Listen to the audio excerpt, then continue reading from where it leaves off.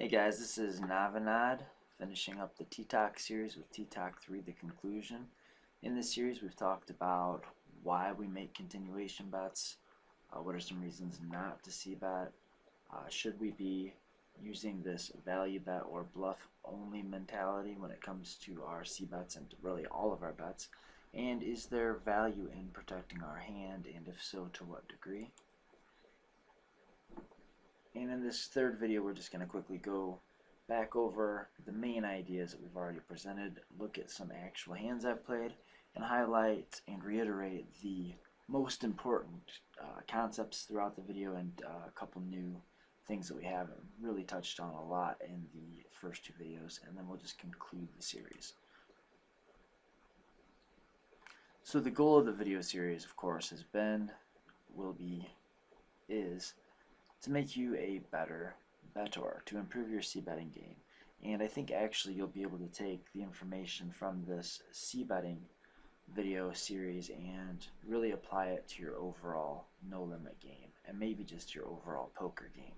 And I want you to think, this is another one of the goals, I really want you to think about every continuation bet that you take or pass on, and understand why you're doing that. Be really forward-thinking, be aware, be in the moment, but thinking about the future. And I think being present and forward thinking at the same time will really get you very far when it comes to no limit hold'em. And I just mean that you need to have a plan and be thinking about what could happen and what's probably going to happen, but to also be flexible and don't stick yourself into a game plan. And really just to think about every decision point. And I think really just by doing that, you just automatically have an edge in the short term and in the long run, because by thinking about spots more carefully, you make fewer mistakes right now, but you also figure out more things for later on down the road. This is, I think, how you're going to get better at playing poker, is to think in game and do some work off the table. So thinking more than your opponent and thinking better than your opponent is going to add up to being more profitable. Just to reiterate and revisit the c-bet dynamic, the thing that makes a c-bet happen and makes it a thing that happens frequently and makes it a hinge pin of just about every no-limit hold'em player's arsenal or overall strategy is that the pre-flop raiser is always going to tend to have a wider range and a little bit more polarized range. Sometimes if it's a 3-bet or even a 4-bet pot, it can be much more polarized. With that more polarized range, facing pre-flop callers, narrower, more value merged range, when you have this narrow versus polar dynamic, then you have a perfect dynamic for continuation betting, because pre-flop callers can have no or fewer really strong hands in the range, and pre-flop raiser is going to have more strong and more garbage in the range. And again, that's especially true when we're talking about 3 and 4 bet pots. So those wide but polar ranges end up hitting flops really hard and missing some flops also. So they have a lot more incentive generally to value bet, because they can always show up with a hand on just about any run out. And they also have more incentive to bluff, because they can really miss just about any flop also. Pre-flop caller is going to be somewhere in between. He's usually not going to have pocket aces, so it's going to be, or like ace king suited, so it's going to be hard for him to rep like top pair, top kicker, or a set on an ace rag board. But pre-flop caller's range is going to tend to have a lot of medium type hands, like pocket 10s, pocket 9s, that are going to play pretty well as bluff catchers or showdown value. And I think it's important to remember that the continuation bet was initially developed by players that were just exploiting their opponent's propensity to play raise or fold pre-flop, with most of their decent, strong type hands to raise or re-raise when they felt like they had the best hand to sort of protect their hand, and really just a flat call pre-flop with speculative hands. And also, when this is, I think, still, at least at live cash games, still that nowadays players tend to have a pretty pretty big propensity towards playing a mostly fit or fold post-flop game. And that used to be the reason, that's probably how the c-bet evolved. But the rationale that evolved it is not necessarily that useful these days. Even though the rationale has changed, the c-bet has stood the test of time. Not quite by accident, but more like by evolution. The things that were developed back in the day that are no longer useful have at some point dissipated from poker culture, and the c-bet is still there, so it must have been at least verging on something correct, right? And I think the rationale has changed, but the dynamic is still there. But it's just due to the equity distributions that we've kind of already discussed. This polar versus bluff catcher dynamic. So let's talk about just some of your overall incentives and disincentives if you're thinking about c-betting. So the incentives on the left would be reasons to make a c-bet, and the disincentives on the right would be reasons to maybe think about checking back instead. So an incentive to bet, or these are the incentives, some of the incentives that you'd find to make a continuation bet. If you can expect a villain to call with worse hands, then that is certainly an incentive to make a value bet.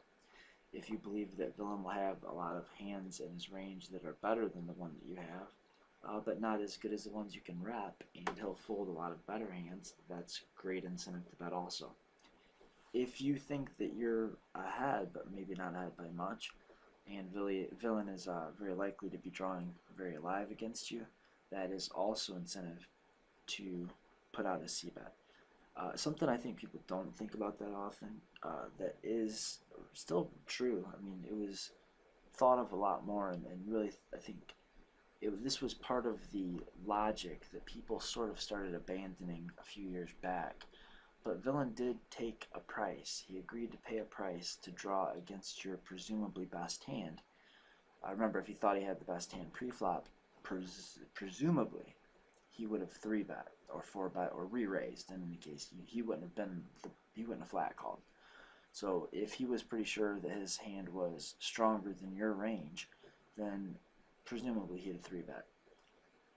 So he wasn't 3-betting, he was taking a price. He was calling to see a flop, and you gave him a price, presumably to see 3 cards. So if villain took the price to see 3 cards, then betting something is usually going to be better than betting nothing. Because remember, he's taking the price for 3 cards, and we don't want to give him that 4th card for free if he's drawing live against us, unless there's a really good reason to check back. Having that mentality is going to lead to having a healthy c-bet percentage, and having a healthy c-bet percent is going to keep your opponents off kilter. It's going to keep them on their heels, and it's going to stop them from playing a lot of hands profitably against your open raises. Remember, if your opponents are able to call you more profitably pre-flop with more hands, then that profit has to come from somewhere. And where can that profit possibly come from if it's not your stack? So the profitability that, for instance, let's just say, an extreme example, you only c-bet 30% of the time. Well, if I notice that over a large sample you're only c-betting 30% of the time, and let's say you're using something like min plus raise, you're opening like 2.5 times the big blind, I'm going to call with a ton of hands out of the big blind, and I'm going to do so profitably because I'm getting a really good price to see 4 cards. Well, if I'm able to profitably continue with more hands than I would be if you had a higher c-bet percent, then that profit, that extra profit, me playing more hands, being able to play more hands, you stealing my blinds less often, where does that money come from? It just comes from your stack. The other issue is, the other incentive, I think the other main incentive to make a continuation bet is balance related. Sometimes we're up against an opponent where he knows kind of what we know, and we have sort of some history, and maybe we've done some leveling back and forth, and we just realized that even though we'd love to take our pocket kings and check them back on this ace 7-2 rainbow flop, we know that he's going to do some things to exploit that. We know that he's going to overbet lead the turn. We know that he's going to check raise the turn some of the time, and he's going to do some things to just make life really hard on us when we check back and he realizes that we just always have like exactly kings or a weak ace or some other showdown value hand that's not going to be able to stand a lot of pressure. So the disincentives, the reasons that we might skip a c-bet and check back. If it's going to be really hard for villain to call with worse, it's going to be hard for villain to fold better, then that's a reason to think about checking back. If we think villain is going to call down lighter and or bluff his air on the turn versus a check back, then that's some incentive to check back. If we think we can induce some mistakes, we can check back. If we don't really want to try for 3 streets, then maybe we think that the better street to bet, for whatever reason it might be, and often is, the turn rather than the flop. Remember, when you face a bet on the flop and then a bet on the turn, you really have to worry about that third bet going in. So, but if you're going to take a bluff line and you're going to use exactly 2 bets, you probably generally want to be taking those bets on the flop and the turn. That's going to put a lot of pressure on your opponent. But if you're trying to not put a lot of pressure on your opponent, say you're going to go for like thin value, then you're probably going to either bet the flop, check the turn, bet the river, or check the flop back and bet the turn, bet the river. So if we're not going to play for 3 streets, depending on the texture of the flop, depending on our ranges, depending on our opponent's mistake propensities and his overall strategy, it can make a lot of sense to check back if we're not gonna look for 3 streets. If we think that we can, basically this is kind of the whole deal, if we think that we can trade a small mistake for a larger one, then we might be more inclined to check back. And that goes back to, I have a hand that's probably best, but I don't think I can get 3 streets of value. I don't want to fold out my opponent's air. I'd rather check back and give him a chance to bluff. And if he has some kind of weak, marginal, mediocre type hand, but I've got him notched, I've got a hand that's better than most of his showdown value, then I think by checking back the flop, I can get him to check and call a little bit more liberally on the turn and or river. And another reason that I think it does make sense to check back every once in a while is it's good to have some slow plays in our range, and I choose personally normally to do this when I have the deck on just utter lockdown, where I've got so much of the deck that, you know, I've got pocket aces on ace, ace 2, you know, where I've just got all the aces, so it's so hard for my opponent to have anything that I want to give him a chance to improve to a hand that has some showdown value, and or I want to give him a chance to bluff on the turn. So here are some of the possible strategies that we can use and that some players do use when it comes to continuation betting. I mean, there's going to be players that just say nonsense, the game doesn't even start until after the continuation bet. Some of these players are very successful, and it's you know, it causes some situations to arise, but you know, they're used to dealing with them. So you know, maybe just keep betting your 90+% when you're going to the flop heads up. That's one way to do it. Another way to do it is to start with a polarized c-bet strategy, and this is more or less how I play. I use kind of a polarized c-betting strategy, and I generally ask, can villain call with worse hands, can villain fold better hands, and if not, then I tend to check back. It'll also be pretty easy for players to exploit if they've run into it a lot, but certainly against low stakes or micro stakes players, this is a really good default strategy, is to bet our big hands and bet our weak hands and kind of check the other stuff back. You know, use the top and bottom of your range to get aggressive with, and use the middle of your range to try to, and you know, bluff catch or just try to get it closer to showdown. Another thing we can do is we can look at all of these ideas, marry them together, and open up a delayed continuation betting range. And that means to actually start checking back some strong hands on the flop, and like, you know, top pair with a good kicker on ace XX, and really just start checking back a lot of flops and making a lot of delayed continuation bets. I think that is a current internet trend where there's, especially on like dry ace rag type flops, king 7-3, queen 7-2 rainbow, ace rag, there's a lot of players that just check those flops back with their entire range, because I think it's because, you know, checking back with exactly pocket kings or exactly queens, kings, and weak ace X only is definitely going to create some problems. And I think that becoming dynamic and having all of these things at your disposal and really thinking about players that it might make sense to just c-bet nearly 100% against, players that it might make sense to just polarize against, understanding and recognizing when it might become a good idea to start checking back some decent hands and open a delayed c-betting range. Being dynamic is probably where it's at, and probably I say probably, but I'm going to say almost definitely. Being dynamic is what poker has turned into. It's no longer good enough to have this cookie cutter, one size fits all sort of strategy. It's sort of like we're playing rock, paper, scissors, and it's our job to figure out what our opponent is and then be whatever beats that. So being dynamic is probably going to be the best option, but it's good to understand all these concepts. And learning how to marry them all together is going to really be where it's at. So this is kind of where I would start and how I would go about things. When we're looking at whether or not we should take a c-bet, we should look at our relative hand value, our opponent's mistake patterns, or overall strategy,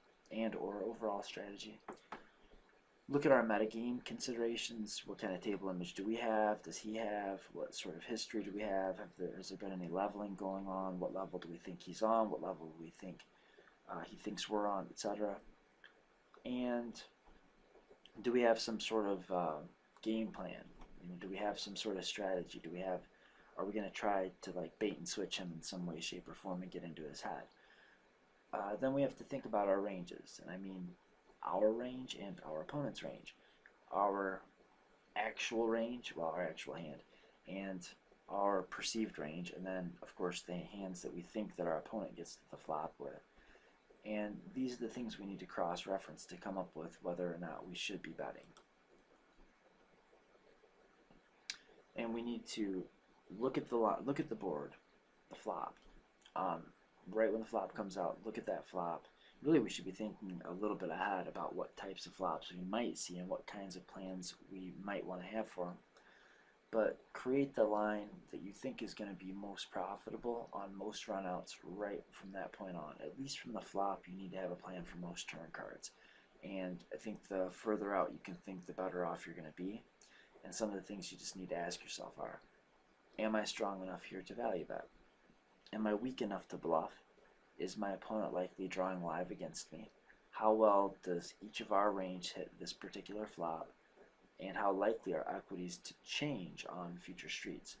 Is this a volatile board where equities can really redistribute on every turn of every card?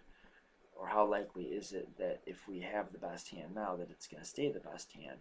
And how likely is it for our opponent to have, if our opponent has a hand that can call bets now, how likely is that to change later on?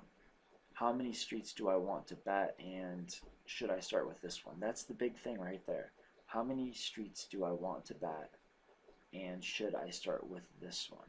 And then of course, what effect would checking back have on this situation? Or checking instead of c-betting for out of position, you wouldn't really be checking back, but what effect would checking, giving up the lead, have on our opponent, on the overall situation? When I'm talking about creating a line on the flop, some of the things we need to consider: is this a volatile or static board? And volatile doesn't mean exactly wet, but that's part of it. And static doesn't mean exactly dry, but that's part of it. A volatile board is just one where equities are not going to change that much from one street to the next. And whoever has the best hand on the flop is probably going to have it most of the time on the river. That's a static board.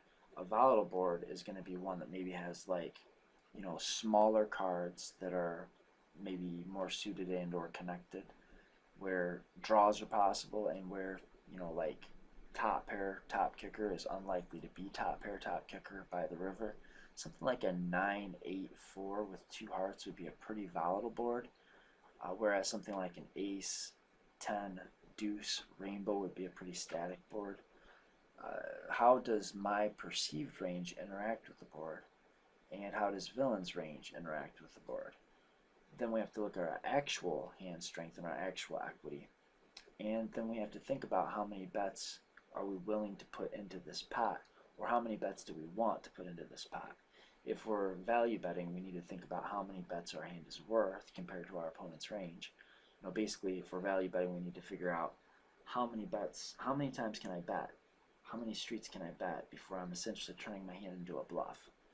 And if we're bluffing, we need to consider what our opponent's range probably looks like and how many bets it's going to take to get most of his range to fold by the river, and is it worth it. And if we're going to probably looking at the types of hands he could be in there with and the types of flops that we might see, sometimes we're just going to look at it and say, this is a super trivial dub where I'm going to bet the flop, and I think he's going to fold like 40% of his range on the flop, and then I'm going to bet the turn again, and I think I'm going to get rid of the majority of his range by betting twice.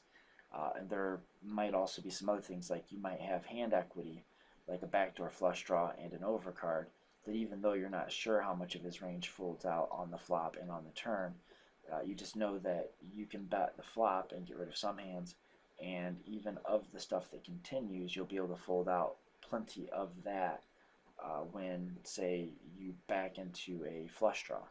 And the combination of your hand equity and your fold equity and any implied odds you might have if you get called and get there, plus maybe the possibility of other cards coming off on the river that might give you some more fold equity even if you miss.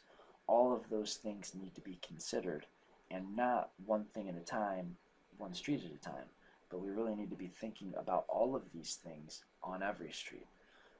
But for sure on the flop, we need to really create a line on the flop. Then we need to think about what do we know about Villain's post-flop game? Is he really bad at folding? Is he really good at folding? Is there a way that we can help coax Villain into making the mistakes that he tends to make anyway? What is the depth and the stack to pot ratio, and what effect does that have on the value of our hand and our overall strategy? How does Villain think about my style? What does he think about me? Does he think I'm a player that's capable of firing 3 streets without a hand? Does he think I'm a player that's capable of maybe semi-bluffing flop, semi-bluffing turn, but he thinks I'm going to give up on a lot of rivers? If so, then I might want to start taking more 3-barrel lines. And creating a line. This is what this is all about. We want to create a line based on all of this information. We really want to have this idea of what we're going to do throughout the entire hand from the flop. So when we get to the flop and we come up with what's probably going to be the best line that we're probably going to take on most runouts, we create that line, and then we just ask the question, is a continuation bet part of my best line?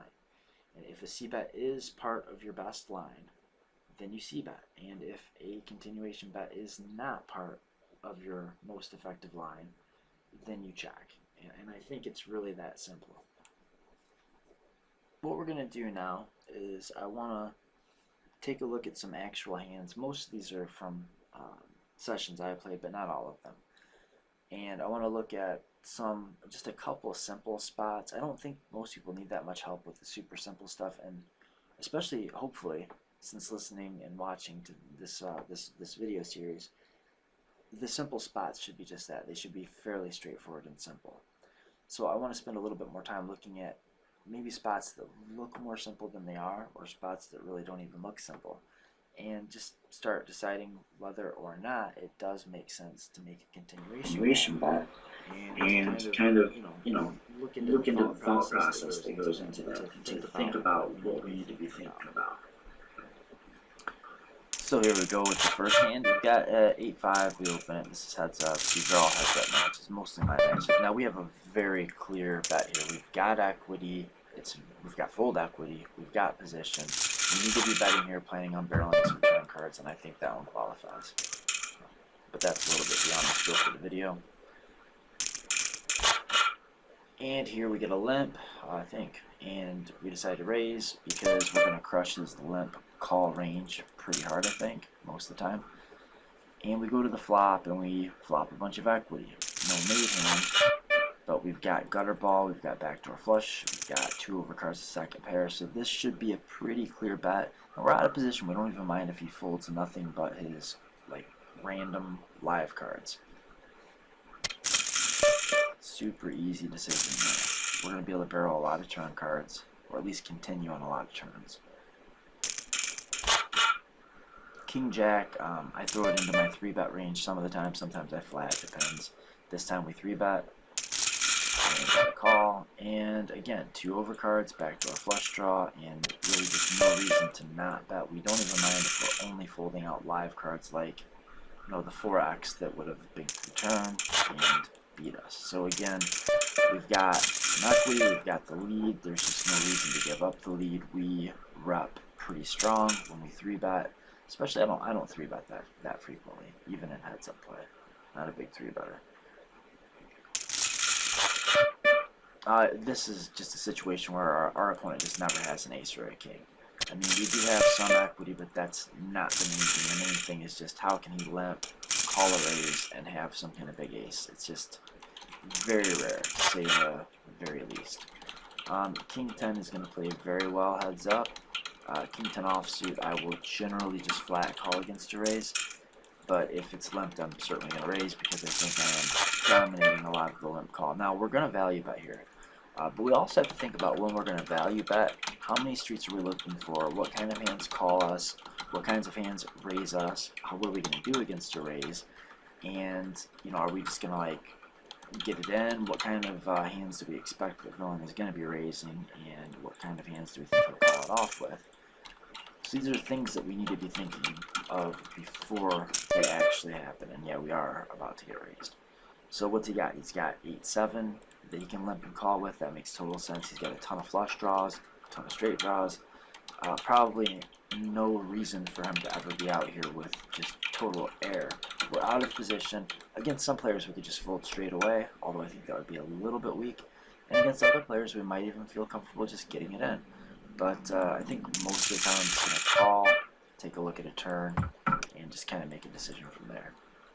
It's never going to be an easy decision, but yeah. Depends.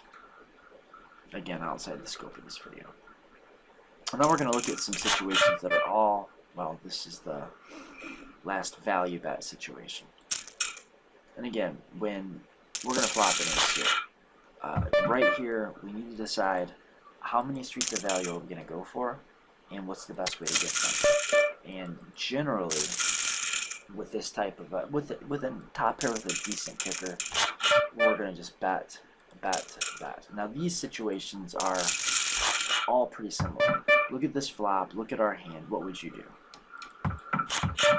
I think we can really think about just betting, or we can think about checking. We do, but I think the decision is we need to decide whether we're going to barrel or not, because just betting doesn't accomplish much on the flop. We're going to need to follow that up with bets on turns and rivers in order to get enough folds. But we do have the kind of hand that can do that. And here, we're going to end up in the same situation where almost no chance we fold out a better hand, and we're just going to turn our king high into something more like showdown value or a bluff catcher. Once he checks it to us twice, there's no sense in just free-rolling him to the river. We just go ahead and bet and take it there. Here, we have some bit of showdown value and a really terrible flop to c-bet most of the time. And we just really hope that it goes check, check, check, check.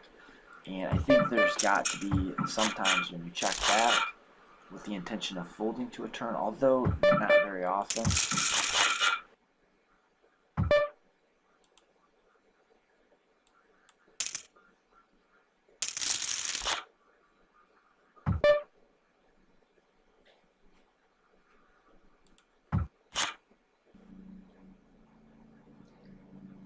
Thank you for watching this third installment of the TTOC series.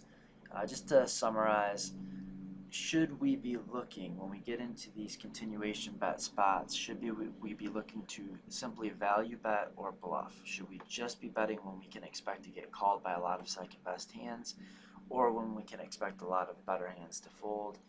And if you've been paying attention at all, I'm sure that you realize I think that that is a gross oversimplification, and I hope by now you agree with that. should we, or does it make sense to think in terms of protecting our hand? Well, I can't say that it's nonsense to think about protecting your hand. From a fundamental theorem of poker perspective, it can definitely make sense, but I think it's just in general a very bad way to look at it. Even though a lot of the times that I get to the flop with like bottom pair or ace king on a rag flop, and I don't think that I'm going to get called by second best hands very often, and I don't think that better hands are going to fold very often, but I do decide to bet, I'm not thinking in terms of betting to protect my hand. I'm thinking in terms of semi-bluffing, realizing that you're going to probably need to improve in order to win the pot at showdown. So in general, we should c-bet for no other reason. We're not c-betting just for value, just for bluffs, just to protect our hand. The real fundamental reason that we should be deciding to c-bet is that c-betting the flop is part of what is likely our best line. And we should be giving up the lead when that's the best way to play, when that's part of our best line. When it's not part of our best line to c-bet, we should probably plan on checking back or checking to pre-flop caller. So we should give up the lead when we think that not only we can induce mistakes, but those mistakes are bigger than the mistake we're making by checking back what's likely the best hand, and only when we are in a situation where we're going to be able to properly capitalize on those mistakes. Just some kind of extra mind benders to leave you with. We open raise ace 2 suited. Let's say we open from cutoff and we get called by a small blind, and the flop comes out ace king 8, rainbow, no spades. Villain checks to us, we're in position. Should we c-bet this flop? And there are so very many things that it depends on, but it depends. Sometimes I'm going to bet, check, call, or bet, check, bet. Sometimes I'm going to check, call, call. Sometimes I'm going to check, call, fold. This is very villain dependent, but very often I'm going to start this line with a check back. King, queen on ace, queen, 9. Now, we don't have the king, queen of anything out there, so we just have like the king of clubs, queen of diamonds here. Do we want to c-bet this flop? And it really does depend. And to me, one of the biggest things that it depends on is going to be how my opponents play their draws. If we raise from like button and small blind calls, it's probably pretty unlikely that our opponent's going to have some kind of like big ace-ox combo, especially against a player that tends to play raise or fold out of the blinds. It might make some sense if we have this perfect combination of a player that likes to 3-bet a lot from the small blinds and plays his draws passively. We might go for a continuation bet here, hoping to get value from, like double hearts or a 9 or some kind of gutter ball plus backdoor flush draw type hand. But if our opponent is calling a lot out of the big blind, or calling a lot out of the small blind rather, and he does play his draws and his big made hands aggressively on the flop, then it's going to be a spot where I'm probably going to be a little bit more inclined to just check back. So I think you're probably figuring out the theme here. What should we be doing with the ace of clubs, 3 of clubs on king of spades, 7 of clubs, 3 of spades when we go to the flop with the betting lead? And yeah, it just really does depend on our opponents. It depends on our exact circumstance. I think this last one's pretty interesting too. Whenever we're making a continuation bet in position when we have the option to take a free card off, that's another spot where we really are making a mistake. If we have a live draw and we're given an opportunity to take a free card, then we are making an FTOP mistake if we do anything other than take the free card. Now, if we think our opponent can make bigger mistakes like folding the best hand, then that mixed with our implied odds if we get there, so our fold equity, our hand equity, our implied odds, all of that stuff together usually makes semi-bluffing in position, betting your flush draws in position, a really good option. But there are times when it's not the greatest option, and I'm going to need a pretty specific situation, a pretty specific villain, a pretty specific read to just not just take the free card when I open 8-9 suited and see a flop like this. I think a lot of times people just think I have a flush draw, I'm in position, I have the betting lead, I should c-bet. we have to understand that when we make a bet, say it's checked to us and we're in position, we're thinking about betting this flop, this is a mistake according to the fundamental theorem of poker. Anytime our opponent has a hand that's better than 9 high. And on this particular board, I think it's usually, and it depends on a lot of things, but usually it's going to be pretty unlikely that our opponent does a whole lot of folding against us. So because of that, because we're not going to be getting a ton of folds, I think the best thing to do is usually going to be to just go ahead and take the free card, because we have to understand, if we are beat, if our opponent has a better hand than us and we have a draw that's drawing live against them, then to do anything but take the free card is making a mistake. We have made a fundamental theorem of poker mistake if we've decided to semi-bluff. We're just hoping to trade that for a bigger mistake.